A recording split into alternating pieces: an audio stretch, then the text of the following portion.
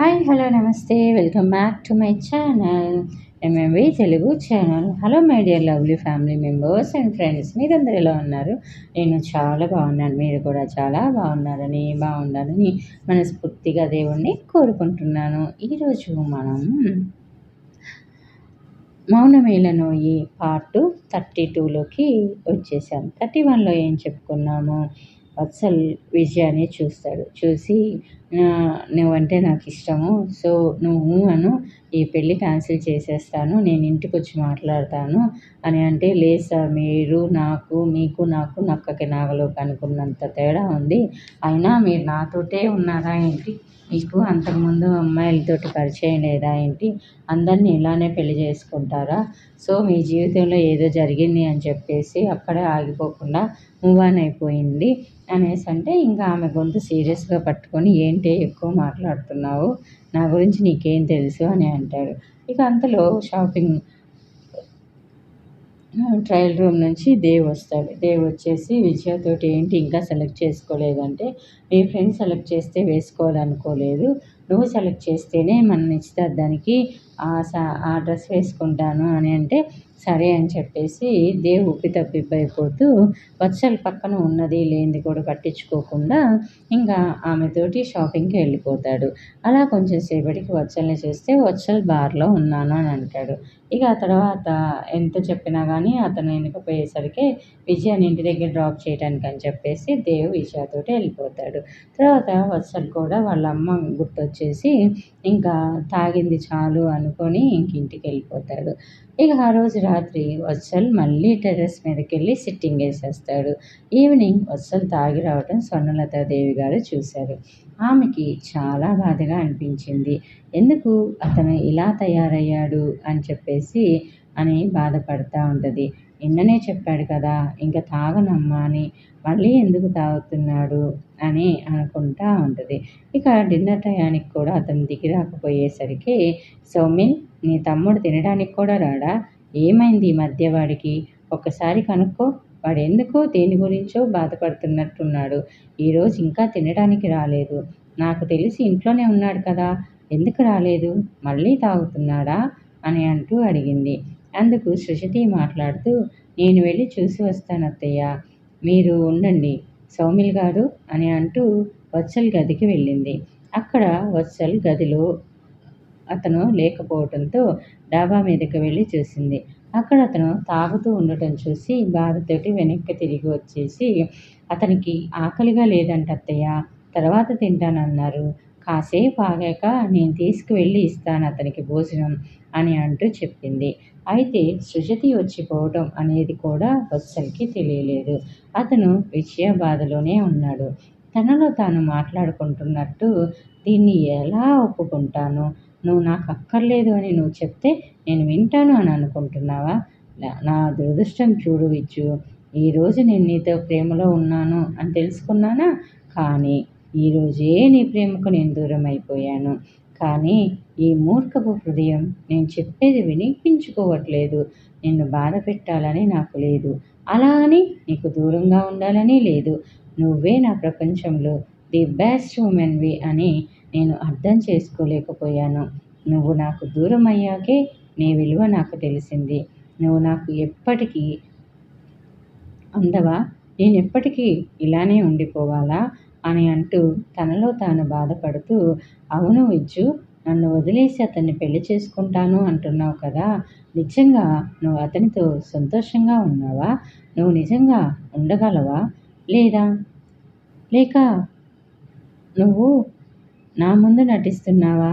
నువ్వు ఉండలేవు విజ్జు, నన్ను వదిలేసి అతనితోటి నువ్వు ఉండలేవు.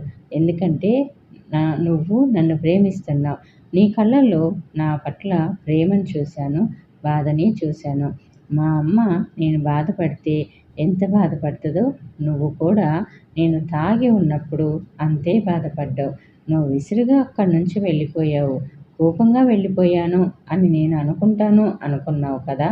లేదు, నువ్వు నా మీద బాధతోటి నన్ను ఆ విధంగా చూడలేక వెళ్ళిపోయావని నాకు తెలుసు.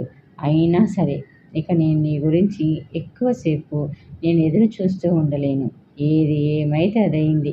నేను దేవుతో మాట్లాడతాను. అని అంటూ ఫోన్ తీసి దేవ్కి డయల్ చేయబోయాడు. అంతలో దేవ్ మాటలు అతనికి గుర్తొచ్చాయి. వాళ్ళ స్నేహం గుర్తుకొచ్చింది. అతనికి చెప్పాలో వద్దో తెలియక వత్సల్ చాలా సతమతమైపోయాడు. ఒక పక్క ప్రేమ, ఒక పక్క స్నేహం. ఎవరిని వదులుకోలేను, ఎవరిని నొప్పించలేను. అలా అని నేను మనశ్శాంతిగా ఉండలేను. ఏమిటి నరకం? దేవుడా, నాకే ఎందుకు ఈ శిక్ష? నేనేం పాపం చేశానయ్యా? చేసిన దానికి ఇంత పెద్ద శిక్ష వేస్తావా అని అంటూ బాధపడుతున్నాడు. ఇంతలో దేవు నుంచి అతనికి కాల్ వచ్చింది. కాలర్ ఐడి చూసి తనని తాను సముదాయించుకుంటూ మామూలుగా ఉండటానికి ట్రై చేస్తూ, చెప్పు దేవ్, ఏమైంది? ఎప్పుడు ఫోన్ చేశావు అని అడిగాడు. అందుకు దేవ్ మాట్లాడుతూ, అది కాదు మచ్చా, నేను నిన్ను బార్లో అక్కడే వదిలేసి వచ్చాను కదా, నువ్వు ఇంటికి వచ్చేసావా లేదా, ఎలా ఉన్నావని నాకు బాధగా ఉంది. అయినా ఎందుకురా అంతగా తాగావు? ఏదైనా బాధగా ఉంటే నాతో చెప్పుకోవచ్చు కదా. అవును, ఇంటికి వచ్చేసావా అని అడిగాడు. అందుకు వత్సల్ మాట్లాడుతూ, హా, వచ్చేసాను. నా గురించి నువ్వేం దిగులు పెట్టుకోనవసరం లేదు. అవును, తనని క్షేమంగా ఇంటి దగ్గర దించేశావా అని అడిగాడు. తను ఉంది కాబట్టే వెళ్ళాల్సి వచ్చింది. నువ్వంటే మగపిల్లాడివి, ఎలా అయినా వెళ్ళిపోతావు. కానీ తను ఆడపిల్ల కదా, అందుకే తనని ఒంటరిగా వదలలేక నిన్ను ఒంటరిగా వదిలి వెళ్ళానురా. సారీ, ఇద్దరిని నేను హ్యాండిల్ చేయలేకపోయాను అని అన్నాడు. అందుకు వత్సల్ మాట్లాడుతూ, పర్వాలేదులేరా, మీరిద్దరు ఎప్పటికీ కలిసి ఉండాల్సిన వాళ్ళు కదా అని అన్నాడు. అదే చెబుదాం అనుకుంటున్నానురా. ఇప్పటి వరకు తాగింది చాలు. ఇంకా చక్కగా నిద్రపోయి త్వరగా లేవు. రేపొద్దున మళ్ళీ త్వరగా లేవు అని అన్నాడు.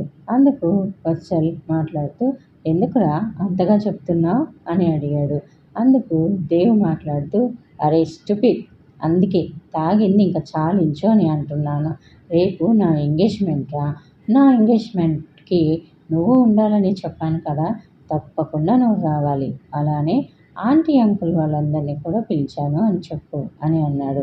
అమ్మ వాళ్ళు ఇక్కడ ఉన్న వాళ్ళందరినీ పిలిచారు, కానీ నేను కూడా పిలిచాను అని చెప్పు అని అంటూ చెప్పాడు. ఇంతలో విష్ణు దగ్గర నుంచి వత్సల్కి ఫోన్ వస్తూ ఉంది. వీడేంటి నాకు ఫోన్ చేస్తున్నాడు అని అనుకుంటూ కాల్ కట్ చేశాడు. అయితే విష్ణు వాళ్ళ ఎంగేజ్మెంట్ ఫొటోస్ చూస్తూ, హలో బొద్దు పిల్ల, నువ్వు ఎంగేజ్మెంట్కి పెళ్లి కూతురుగా ఉంటున్నావా? ఎలా చేసుకుంటావు ఎంగేజ్మెంటు? నువ్వు అసలు దానికి అర్హురాలివి కాదు అని వంకరగా నవ్వుకుంటూ మళ్ళీ వత్సల్కి కాల్ చేశాడు. అప్పటికే దేవ్తో కాల్ మాట్లాడటం ముగించిన వత్సల్ అతని కాల్ లిఫ్ట్ చేస్తూ, అరే ఈడియట్, ఒక్కసారి నీ కాల్ని కట్ చేశానంటే అర్థం ఏంట్రా? నాకు నీతోటి మాట్లాడటం ఇంట్రెస్ట్ లేదనే కదా. అయినా స్టూపిడ్లా మళ్ళీ మళ్ళీ చేస్తావేంట్రా? సిగ్గులేదా నీకు? అయినా నాతోటి నీకేంట్రా మాటలు? ఏమైనా మాటలు గీటలు ఉంటే మా అన్నయ్యతో కదా నీకు ఉండాల్సింది. ఎందుకంటే తను కదా నీకు వ్యాపారంలో భాగస్వామ్యం ఇవ్వాల్సింది. దానికోసం నువ్వు నా కాళ్ళు పట్టుకున్నా నేను నీ భాగస్వామ్యాన్ని ఒప్పుకుంటాను అని అనుకుంటున్నావా అని అన్నాడు. అందుకు విష్ణు మాట్లాడుతూ, ఈసారి కూడా మీ టెండర్ నాకే రావాలి. అది నువ్వే చెయ్యాలి. చేస్తావు కూడా. చేసేలా నేను చేస్తాను కదా అని అన్నాడు. అందుకు వత్సల్ మాట్లాడుతూ, నేనెందుకు చేయాలి? నువ్వు నా చేత ఎలా చేపిస్తావు అని అన్నాడు. విష్ణు మాట్లాడుతూ, ఎందుకంటే నీ జుట్టు నా చేతిలో ఉంది కాబట్టి. సో మీ అన్నయ్య నా టెండర్ ఫైల్ మీద సంతకం చెయ్యాలి. చేసేలా నువ్వు చెయ్యాలి అని అన్నాడు. అందుకు వత్సల్ కోపంగా, ఒరేయ్ ఆడంగి వెధవా, నీకు దమ్ము ధైర్యం లేదా? ఇలా అడ్డదారులు తొక్కుతూ నా చేత పనులు చేయించుకోవాలని అనుకుంటున్నావా? నా బలహీనతని అడ్డం పెట్టుకొని నువ్వు నా చేత పనులు చేయించాలి అని అనుకుంటున్నావా? నీకు చేతనైంది చేసుకోపా అని అన్నాడు వత్సల్. అందుకు విష్ణు మాట్లాడుతూ, చెయ్యాలి బ్రో, లేకపోతే నీ ప్రియురాలికి నేను ఇచ్చే గిఫ్ట్ ఏంటో తెలుసా? నీ సీక్రెట్, అది అందరిలో రివీల్ చేస్తాను అని అన్నాడు. అందుకు వత్సల్ మాట్లాడుతూ, ఒరేయ్ బద్మాష్ వెధవ, ఒక ఆడపిల్ల జీవితంతో నువ్వు వాడుకునేంత మూర్ఖుడివి అని నాకు తెలుసురా. నీకు ఇష్టం వచ్చింది చేసుకో, నువ్వెలా చేస్తావో నేను చూస్తాను. నీ చేతనైంది చేసుకో. కానీ ఆ టెండర్‌పై నేనైతే మా అన్నయ్యతో సంతకం పెట్టమని నేను చెప్పను. నీ టెండర్ సరైందో లేకపోతే లేదో అని అంటూ లేదు మా అన్నయ్య చూసుకుంటాడు అని అంటూ తన కాల్ని కట్ చేశాడు. అయితే విష్ణు మాత్రం ఫోన్ కట్ చేసినా గానీ ఆ ఫోన్ వంక వికృతంగా చూసి నవ్వుతూ, ఒరేయ్ వత్సల్, ఈ విష్ణు ఎవర్ని అంత తేలిగ్గా వదిలిపెట్టడురా. ఎవరిది వాళ్ళకి టిట్ ఫర్ టాట్‌లా ఇచ్చేస్తాను. నన్ను అంతగా కొట్టావు కాబట్టి ఇక నుంచి నేనేంటో నీకు చూపిస్తాను.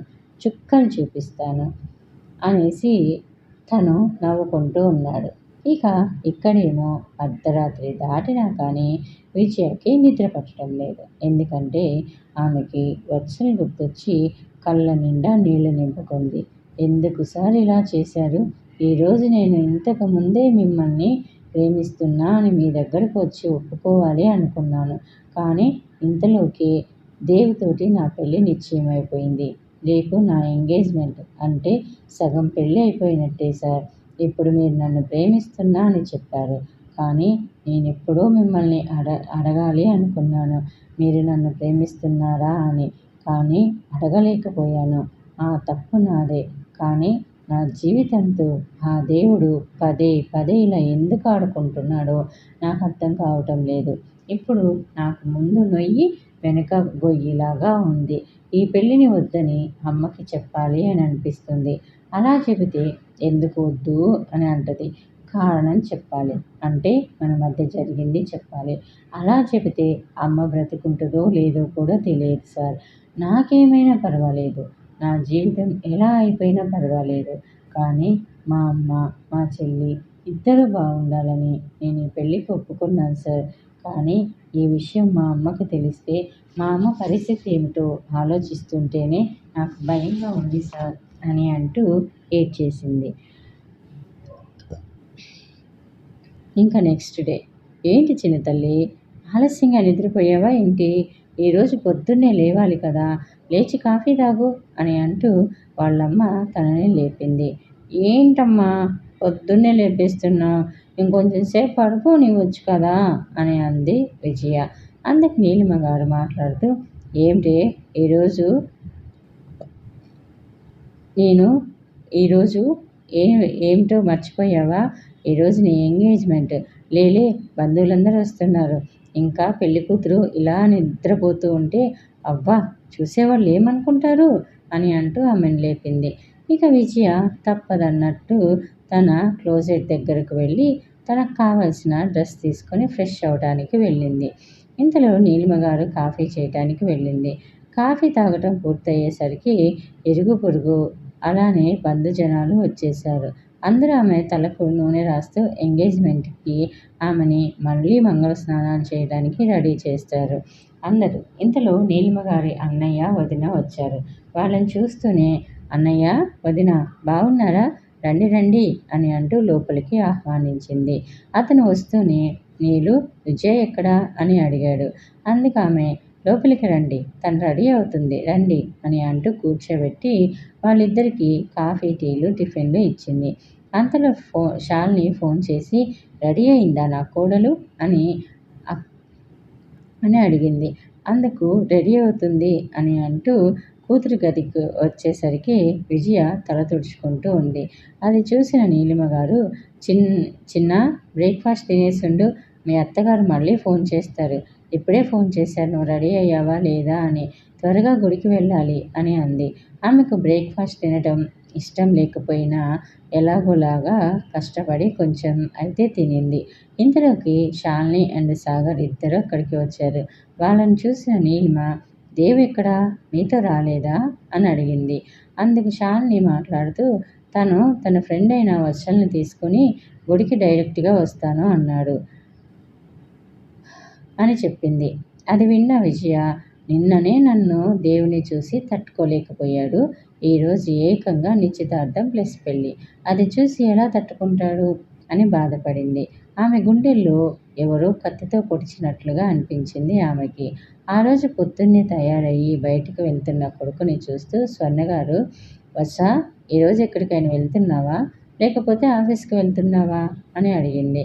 అందుకు వత్సల్ మాట్లాడుతూ, "దేవ్ ఎంగేజ్మెంట్ ఉంది కదమ్మా! ఎంగేజ్మెంట్‌కి అటెండ్ అయ్యి మధ్యాహ్నం నుంచి ఆఫీస్‌కి వెళ్తాను" అని అన్నాడు. "అయితే ఈరోజు మీ అక్క పుట్టినరోజు అని నీకు గుర్తులేదా?" అని అడిగింది. అందుకు వత్సల్ మాట్లాడుతూ, "ఓహ్! సారీ అమ్మా, మర్చిపోయాను" అని అంటూ అక్క వైపు చూస్తూ తనను హగ్ చేసుకొని, "సారీ అక్క, ఈవినింగ్ వచ్చేటప్పుడు మంచి గిఫ్ట్ తెస్తాను. నేనైతే ఈరోజు ఏం గిఫ్ట్ తేలేదు. So sorry. ఇప్పుడు విష్ అయితే చేస్తాను" అని అంటూ, "many many happy returns of the day అక్క" అని అంటూ నవ్వుతూ ఆమెను హగ్ చేసుకున్నాడు. అంతలో సౌమిల్ కిందకి దిగి వచ్చేసి, "అక్క, many more happy returns of the day అక్క, ఇదిగో నీకు నా తరపు నుంచి గిఫ్ట్" అని అంటూ ఒక నెక్లెస్ని ఆమెకి బహుమతిగా ఇచ్చాడు. అది చూసిన వత్సల్ కొద్దిగా బాధపడ్డాడు. అప్పుడు ప్రణతి మాట్లాడుతూ, "వత్సల్, నేనొకటి అడగనా? నీ నవ్వే నాకు బహుమతి. నువ్వు ఇంకేం ఇవ్వద్దు. కానీ కొద్ది రోజుల నుంచి నువ్వెందుకు అదోలా ఉన్నావు? నీ మొహంలో చిరునవ్వే లేదు. చిరునవ్వే లేదు నీ మొహంలో. నీలో యాక్టివ్నెస్ కూడా లేదు. ప్లీజ్, నాకు ఇదివరకటి నా తమ్ముడు కావాలి. నా బర్త్డే గిఫ్ట్గా నేను అదే కోరుకుంటున్నాను. నాకు నా బర్త్డే గిఫ్ట్ ఇవ్వగలవా?" అని అంటూ అర్థించింది తమ్ముడి ముఖంలోకి చూస్తూ. అది చూసిన వత్సల్, "సరే, సాయంత్రం అందరం బయటికి డిన్నర్‌కి వెళ్దాం. సరేనా?" అని అంటూ అక్కడి నుంచి వెళ్ళిపోయాడు. ఇక ఇక్కడ ఇందిర మాట్లాడుతూ, ఏమిటే నువ్వు చెప్పేది? వత్సల్ సార్ ఇక్కడికొస్తున్నారా? నువ్వు ఎవరికైతే దూరంగా ఉండాలి అని అనుకుంటున్నావో ఇప్పుడు అతన్నే నీ ఎదురుకొస్తున్నాడా? ఆ! ఇలా తగలడిందేంటే నీ రాత" అని అంటూ బాధపడింది. అంతలో మరో స్నేహితురాలు వచ్చేసి, "విజయ, నువ్వెంత పెట్టి పుట్టావే! నీ ఎంగేజ్మెంట్‌కి పెద్ద పెద్ద వాళ్ళందరూ వస్తున్నారంట. ఇక పెళ్ళికైతే ఎంతమంది వస్తారు! ఏం అదృష్టం చేసుకున్నావే" అని అంటూ ఉండగానే ఇంతలో దేవితో కలిసి వత్సల్ రావటం కూడా చూసింది విజయ. అది చూసి విజయ గుండె ఒక్కసారి జారిపోయింది. ఆమెకు ఆశ్చర్యం, బాధ రెండూ కలిశాయి. ఎందుకంటే ఆ రోజు వాళ్ళిద్దరూ కలిసిన రోజు అతను ఏ డ్రెస్ అయితే వేసుకొని ఉన్నాడో అదే డ్రెస్సు ఈరోజు కూడా వేసుకొని ఉన్నాడు. అక్కడున్న చాలామంది వాళ్ళిద్దరికీ ఫ్లాట్ అయిపోయారు. వసు కూడా ఇద్దరిని చూసి, "అక్క, అతను మీ బాస్ కదా! ఏంటి ఆయన నీ ఎంగేజ్మెంట్‌కి వచ్చాడా?" అని అడిగింది. విజయ మాట్లాడుతూ, "అతను నా బాస్‌గా రాలేదు. దేవ్ ఫ్రెండ్‌గా వచ్చాడు" అని అంది. కానీ వసు తన అక్క ఎందుకో గాబరా పడుతుందని గ్రహించి, "అక్క, ఏమైనా సమస్యనా? ఎందుకు కొంచెం నెర్వస్‌గా ఉన్నావు" అని అంది. అప్పుడే అక్కడికి వచ్చిన శాలిని, నీకు పెళ్లి కుదిరి ఎంగేజ్మెంట్ అయితే తెలుస్తది. ఎందుకు నెర్వస్‌గా ఉందో. ప్రతి ఆడపిల్లకి అలానే ఉంటది" అని అంటూ విజయ చేతిని పట్టుకొని, "నన్ను నమ్ము. నువ్వు దేనికి భయపడవలసిన అవసరం లేదు. నా కొడుకు నిన్ను మహారాణిలా చూసుకుంటాడు" అని అంది. అందుకు విజయ తల అటూ ఇటూ కాకుండా ఊపినట్టు ఊపింది. అంతలో ఇందిర వెళ్ళి కూల్ వాటర్ తెచ్చి, "విజ్జు, ఈ నీళ్లు కాస్త తాగు. నీకు కాస్త కంగారు తగ్గుద్ది" అని అంది. అది చూసిన శాలిని, "మీరిద్దరు మంచి బెస్ట్ ఫ్రెండ్స్‌లా ఉన్నారు. మీరు కూడా మాలా ఎప్పుడూ కలిసే ఉండండి" అంది నవ్వుతూ. తన చుట్టూ ఇంతమంది ఇన్ని మాట్లాడుతున్నా విజయకి మాత్రం మాటి మాటికి చూపులు వత్సల్ మీదకి వెళ్తున్నాయి. కాకుంటే వత్సల్ దేవ్ పక్కన ఉండటం వల్ల చూసేవారికి ఆమె దేవుణ్ణి చూస్తుంది అన్నట్టు ఉంది. అంతలో కొంతమంది ఆమెను ఆట పట్టిస్తూ ఉన్నారు. "అమ్మా, నీ హస్బెండ్ ఎక్కడికి వెళ్ళడులే. ఇంకా చూసింది చాలు, ఆపు" అని అంటూ. అందుకు విజయ, "లేదు, నేను అతన్ని చూడట్లేదు" అని అంటూ తలదించుకుంది. ఇక తర్వాత ఏం జరిగింది అని తెలుసుకోవాలి అనుకుంటే నెక్స్ట్ ఎపిసోడ్ వరకు వెయిట్ చేయండి. అలానే నా ఛానల్ని ఇంకా సబ్స్క్రైబ్ చేసుకోకుండా ఉన్నట్టయితే ఇప్పుడే సబ్స్క్రైబ్ చేసుకోండి. సబ్స్క్రైబ్ బటన్ రెడ్ కలర్లో ఉంటుంది, దాన్ని క్లిక్ చేస్తే బెల్ ఐకాన్ వస్తుంది. దాన్ని క్లిక్ చేసి ఆల్ అనే ఆప్షన్ ఎంచుకుంటే ముందు ముందు నేను చెప్పే మరిన్ని ఇంట్రెస్ట్కరమైన సిరీస్ అప్డేట్స్ అని మీకు నోటిఫికేషన్ రూపంలోకి వచ్చేస్తాయి. ఓకేనా? Thanks for the watching. Bye bye. Take care. See you soon again.